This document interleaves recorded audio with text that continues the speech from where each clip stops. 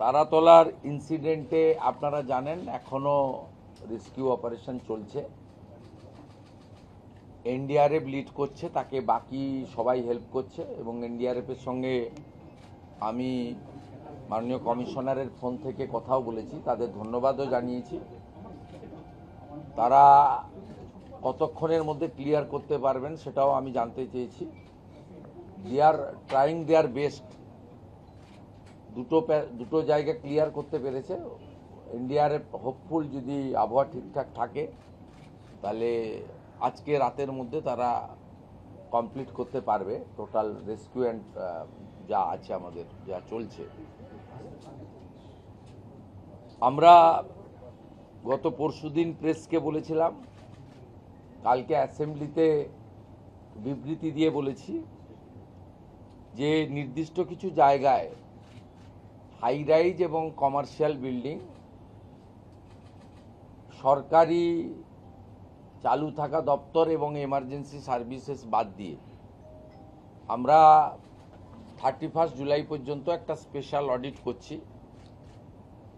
সেই অডিটের যে টিম ইতিমধ্যে নোটিফিকেশন হয়ে গেছে। আমাদের এসিএস র্যাঙ্কের আধিকারিক রাজেশ পান্ডেজি লিড করছেন, অনেকগুলো দপ্তর আধিকারিকরা আছেন এবং দুটো এক্সপার্ট সংগঠন আমাদের রাইটস এবং আইআইটি খড়গপুরকেও রাখা হয়েছে।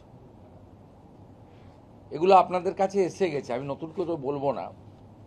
আমাদের যেটা আমি কয়েকটা বিন্দু আপনাদের বলে দিচ্ছি। এক হচ্ছে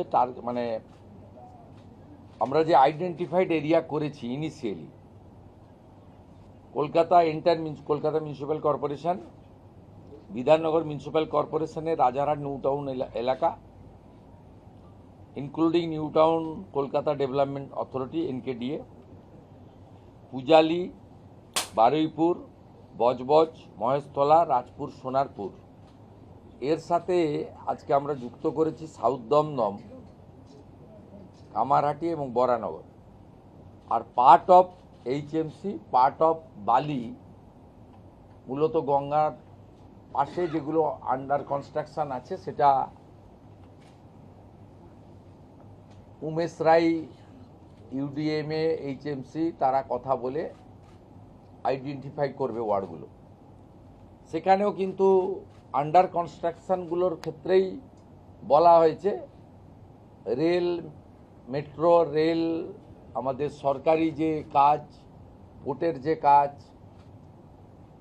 এনএইচের কাজ, স্টেট হাইওয়ে ডেভেলপমেন্ট কর্পোরেশনের কাজ বা অন্যান্য যে সমস্ত সেন্ট্রাল এবং স্টেট গভর্নমেন্টের যে কাজ রয়েছে সেই কাজকে এর আওতার বাইরে রাখা হয়েছে। এখানে প্রশ্ন উঠতে পারে যে 31 জুলাই পর্যন্ত সব বন্ধ থাকবে না যখন যে এলাকা, যে ওয়ার্ড, তার প্ল্যান এবং ফিজিক্যাল স্ট্রাকচার স্পেশাল অডিট করার পরে ক্লিয়ারেন্স হয়ে যাবে তারা ছাড়পত্র পাবে। এখানে পরিষ্কার বলে রাখা দরকার, আমাদের যে টিম তৈরি হয়েছে তারা 2:30টার সময় আজকে বসছে। কেএমসি কলকাতা মিউনিসিপ্যাল কর্পোরেশনকে নোডাল করা হয়েছে। তারা অফিস, ইঞ্জিনিয়ার, সার্ভেয়ার, সয়েল টেস্টের এক্সপার্ট, পুলিশও লোক দিয়ে দিয়েছে, কলকাতা পুলিশ, যেখানে দরকার রাজ্য পুলিশ হেল্প করে দেবে। তারা যে যে ওয়ার্ড বা যে যে প্ল্যানগুলোকে, 3 ধরনের কাজ হবে। একটা হচ্ছে রিজেকশন হতে পারে গ্রস ভায়োলেশন থাকলে, রেকটিফিকেশনের অ্যাডভাইস বা ডাইরেকশন দেওয়া হবে, রেকটিফাই যে করে নেবে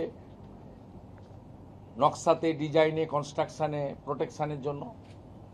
আর যারা ঠিকঠাক আছে, যেমন যেমন আসবে তেমন তেমন ক্লিয়ারেন্স তারা পেতে থাকবে।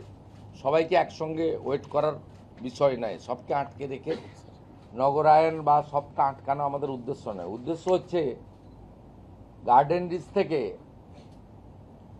কসবা, তিলজলা হয়ে লাস্ট তারাতলা যে ইনসিডেন্টগুলো 1 বছরের মধ্যে দেখলাম, এর একটা নিয়ন্ত্রণ, একটা শেষ, একটা জীবনের অনেক দাম রয়েছে।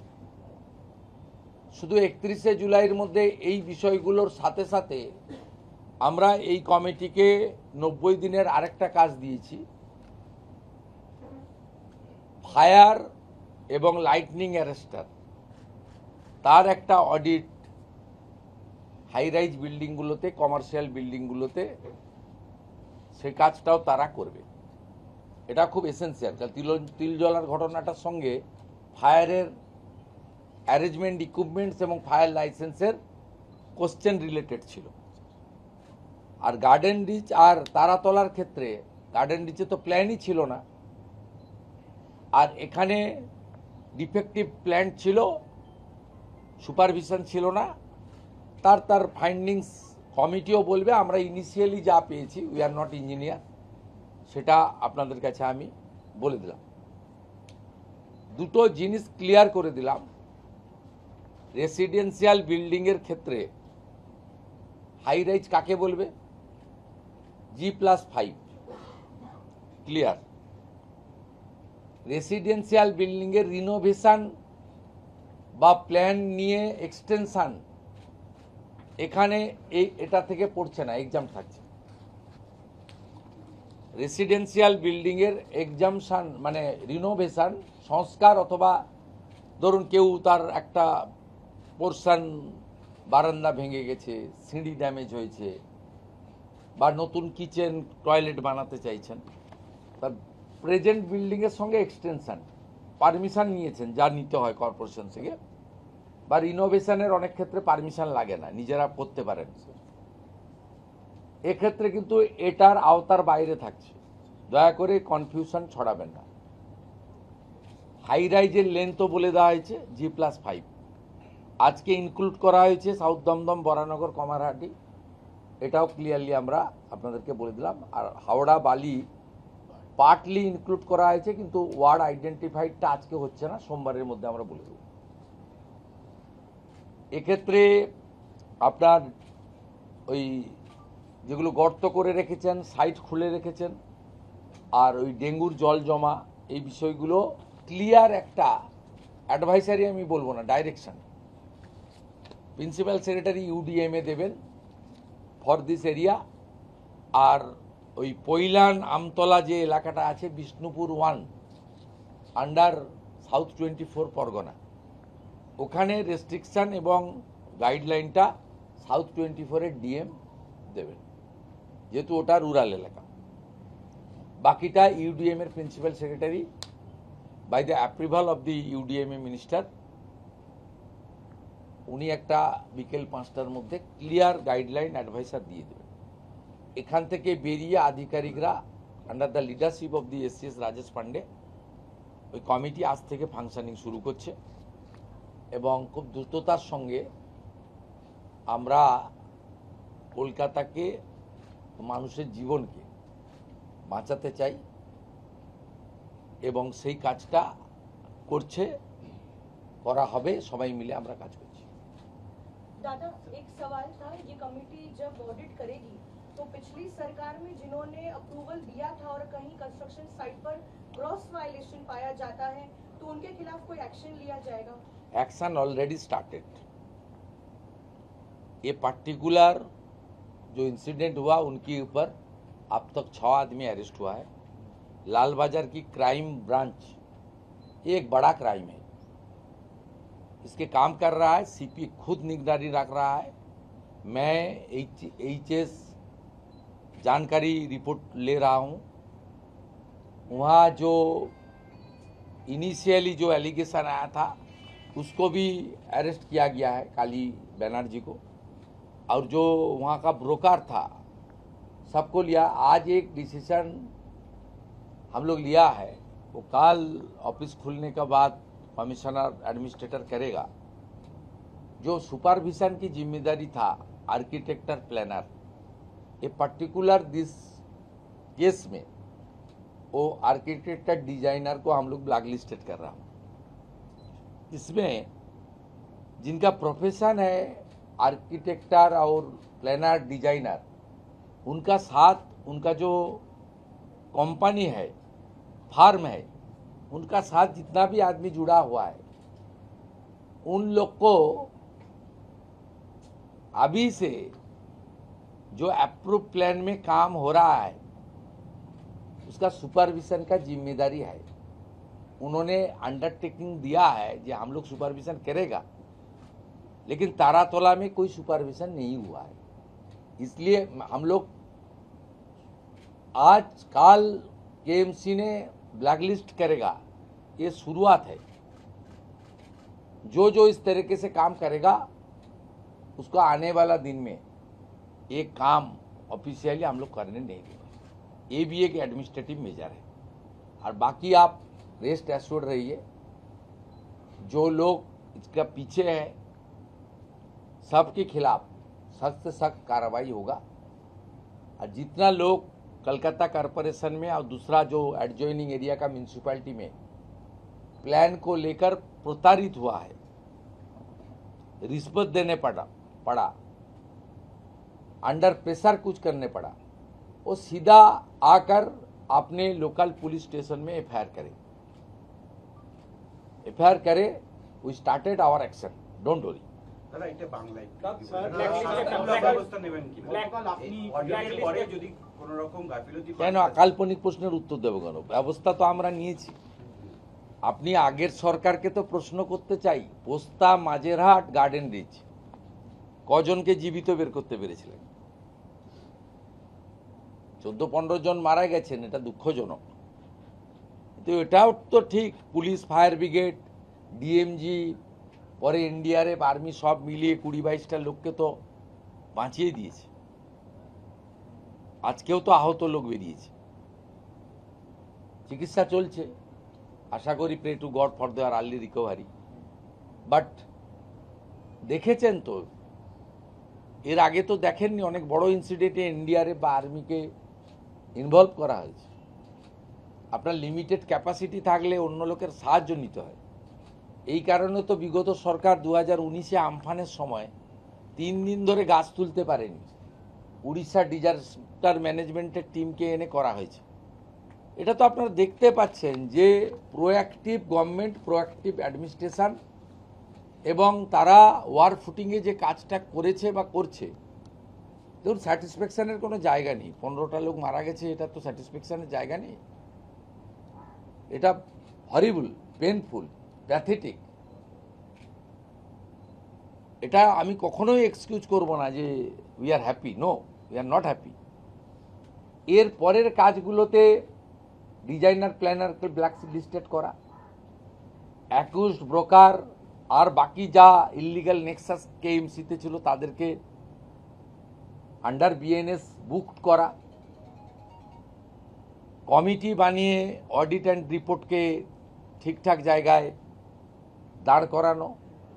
শুধু তাই নয়, এনডিআরএফের মতো 200 জনের স্পেশাল টিম সিভিল ডিফেন্স এবং ডিজাস্টার ম্যানেজমেন্ট বানাচ্ছে। সব অগ্নিবীর ছেলেদেরই না হবে, ছেলে মেয়েদের। 100 জন কলকাতার জন্য, সুন্দরবনের 50, হিলে থাকবে 50। মডার্ন ইকুইপমেন্ট আছে ভারত সরকারের, এনডিআরএফ এবং আমাদের সিআরএফ, ক্যালামিটি রিলিফ ফান্ড, এবং ভারত সরকারের ন্যাশনাল ডিজাস্টার রিলিফ ফান্ড, দুটো ফান্ডের টাকাই কালকেই অ্যালট করে দেওয়া হয়েছে প্রিন্সিপাল সেক্রেটারি রাজেশ সিনহা এবং আমাদের ডিজি র্যাঙ্কের যিনি আছেন সিভিল ডিফেন্সের সঞ্জয় সিংকে। বাজেট রিপ্লাইতে অর্থমন্ত্রীও একটা স্টেট গভর্নমেন্টের এক্সচেকার থেকে 200 কোটি টাকার প্রভিশন দিয়েছেন।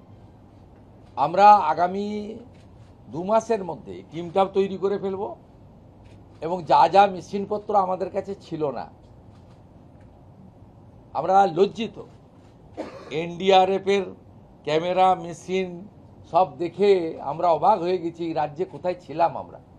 এত বড় একটা রাজ্য, 4 লাখ কোটি টাকার উপরে বাজেট হয়, সামান্য 500,000 কোটি টাকা খরচ করলেই কত বড় একটা অর্গানাইজেশন দাঁড় করিয়ে দেওয়া যায় উইথ মডার্ন ইকুইপমেন্টস। সেটা কেউ ভাবেনি।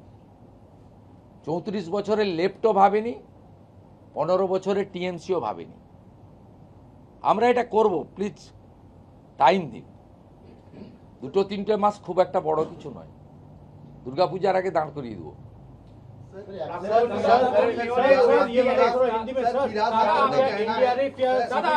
कोलकाता के लिए कौन सा हाई राइज बिल्डिंग है, थोड़ा कंफ्यूजन था, प्लीज क्लियर कर। कोई कंफ्यूजन नहीं है। G+5 ये हाई राइज है, कॉमर्शियल बाकी है। जो रिनोवेशन एक्सटेंशन चल रहा है उसमें जो भी आपका कॉमर्शियल और रेसिडेंशियल है वो एग्जाम्प्ट है। और बाकी ये जो गाइडलाइन डायरेक्शन अभी निकलने वाला है उसके अंदर स्टेट गवर्नमेंट सेंट्रल गवर्नमेंट का कोई काम इसमें नहीं आएगा।